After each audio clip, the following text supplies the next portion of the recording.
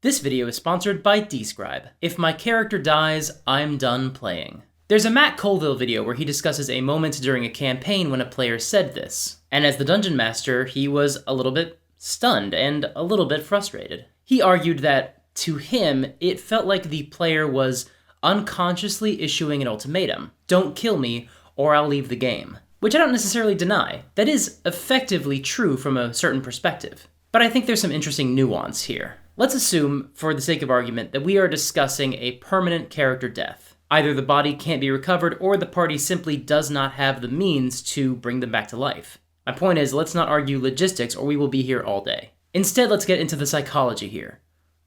Why might the player feel this way? First, in the example we're using from Matt Colville's game, the player basically said that they were just interested in telling the story of this character. Of course, if everyone made new characters, they would do the same. But if their character died, they felt like they would have to create a new character who was just as invested in the current story as their current character. And they felt like that was unrealistic, that would break their immersion in the game. They certainly didn't mean to upset Matt, and they were surprised when Matt and the other players at the table considered this approach controversial. The comparison this player made was to playing Diablo on hardcore mode. Once you die, you're done.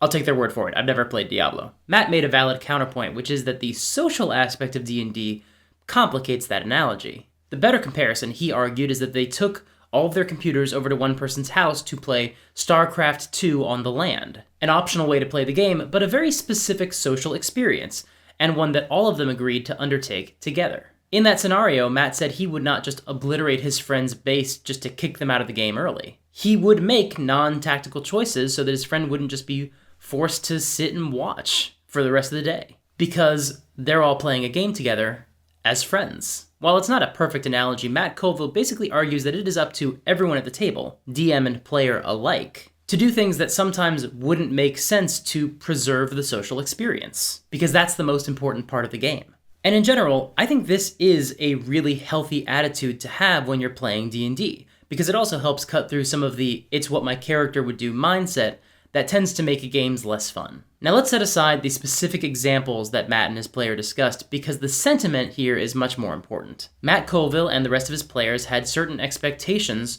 for the social experience they were hoping to have, and one of their players was not on the same page. Before we leave this example behind, you should know that Matt and his player talked about this like rational adults, and they found a solution that made everybody happy. They were able to compromise and move forward. And part of the issue was that the player did not feel like this was a controversial opinion. But Matt had never heard a player say this in decades of playing D&D. But I do think we can get a little bit more insight on this mindset by looking at some other comments that Matt sometimes makes during his campaign diaries. When he feels frustrated by his players, or his players feel frustrated by him, or when a game isn't going well, or there's a misalignment of expectations, one of the things he feels tempted to say is, you know what, at this point, why are we even playing D&D? Let's play a board game. Let's play Red Dragon Inn. Let's play Talisman. So here's a question. Do you play board games with your Dungeons & Dragons group? There's no wrong answer here. But your answer to this question might speak to how you feel about the concept we're discussing today, that a player might not create a new character if their character dies during a campaign. If you're in a group like Matt Colville's, where your group does play a lot of board games and video games together, then I think it makes more sense that your group is going to do whatever it takes to try to keep playing together. That includes making a new character when your old character dies and finding a justification for them to be invested in the story. Now, that's not a guarantee, of course. After all, Matt's player was one of those friends, and didn't happen to share that mindset. And it's true that this is an expectation in D&D, partly because it's a tradition. So many people playing D&D would never question this assumption. And when you do question it, as Matt and his players had to, you come to, I think, a very reasonable answer. You make a new character because you want to keep playing with your friends. However, I do think that we can also learn a lot from the fact that, for some players, that's not an expectation they have. And part of that is because not every D&D group is made up of people who already play games together. In the past 5 years, I've been a part of 2 different campaigns where a player said this, that they would not keep playing if their character died. And in both cases, the player was the spouse of the dungeon master of that group, and they had initially been very resistant to the idea of ever playing D&D. They were trying it out, and they were being a good sport, but for them, they were much more interested in the idea of maybe taking a character from level 1 to level 20. And if their character died, they weren't interested in making a new character and jumping into the campaign midstream, because there wasn't even an assumption that they would keep playing Dungeons & Dragons after this campaign was over. This wasn't their lifelong hobby, this was just something they were trying. And that is 100% okay. The first example was in a game that my friend Daniel Fernandez ran for a few of us. And in that game, he finally convinced his wife to play. They'd been together for something like 9 years at that point, and she just hadn't been interested in playing D&D for most of that time. My second example is my wife. Fortunately, it didn't take me 9 years to convince her to try to play D&D. It just took a worldwide lockdown. In both cases, these players did not think of themselves as D&D players. After the campaign, there was no assumption that they would continue to play again in another game once it had ended. And just like in Matt Colville's story, it didn't occur to them to mention this until somebody suggested otherwise, because that assumption wasn't there for them yet. Because the idea that you're going to make a new character when your old character dies is one of the many assumptions that D&D players take for granted because it's tradition. It's not a bad tradition, but it's not necessarily right for everybody. And this is not just about new players not understanding how things are done either, or people who are just dipping their toe into D&D to try out the experience. This is a totally valid personal preference. As long as your DM knows what to expect, there's nothing wrong with this. And now, a word from our sponsor. Welcome to Great Moments in D&D History, presented by Octavus Gleam. Episode 1, The Owlbear. The legend around the owlbear's creation is legendary. The common tale goes that Gary Gygax, while running some of the earliest games of Dungeons & Dragons, had some goofy little toys he wanted to use as monsters. He wrote up descriptions of these creatures, and one of them was, of course, the famous owlbear, an instant classic of D&D. However, what most people don't know and refuse to accept as truth no matter how many times I scream it out of my car window is that Gary Gygax likely did not write the description of the owlbear himself. In fact, a few historians like myself, and really just me actually, believe it's far more likely that Gary used a time machine and traveled to the modern day, where he signed up for an account on Describe. Not only was he delighted to find multiple scenes he could use to describe owlbears in action at his game table, but he was also astonished to find that the sages at Describe had written more than 7,000 scenes of locations, monsters, characters, all ready to be used in his game. Likewise, he realized he could actually submit scene requests. All he would have to do is submit the description of one of his goofy little toys, and the fine folks at Describe would craft a scene based on his submission. But he made one critical mistake, aside from forgetting to Google himself and see how everything shook out. He didn't sign up by visiting describe.com/supergeek and using the promo code supergeek at checkout. If he had, he could have saved 10% off of his first subscription payment. Thus ends our first episode of Great Moments in D&D History, presented by Octavus Gleam. For legal reasons, I have to insist that we don't have any evidence that any of this actually happened. But I'd bet all the money in my pocket, which basically just amounts to a handful of unwrapped lactose pills, that it did.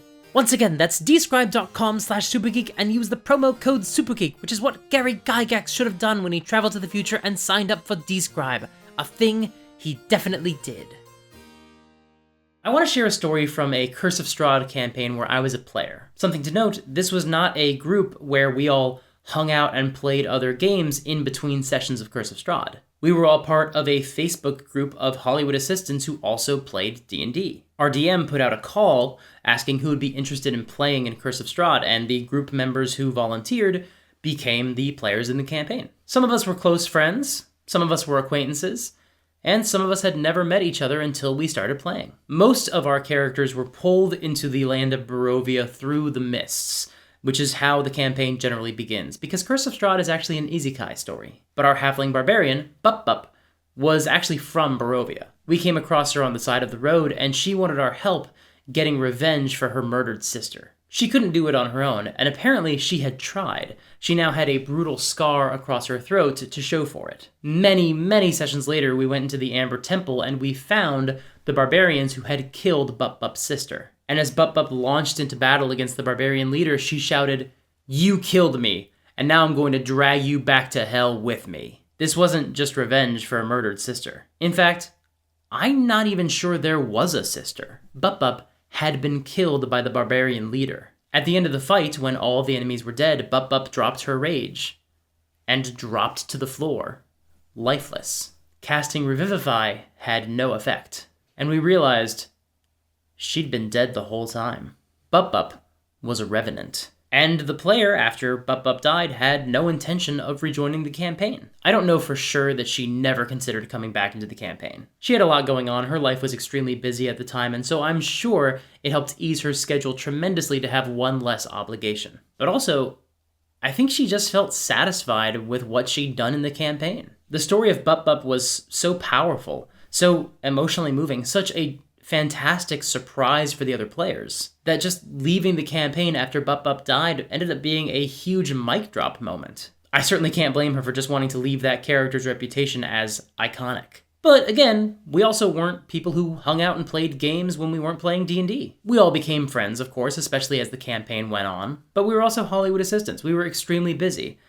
And it was sometimes hard enough just to find the time to play D&D together. Now, of course, Buppup's death was planned with the Dungeon Master. She didn't know when exactly it would happen, but she knew it would happen whenever we got to the Amber Temple. But it was part of her character's core concept.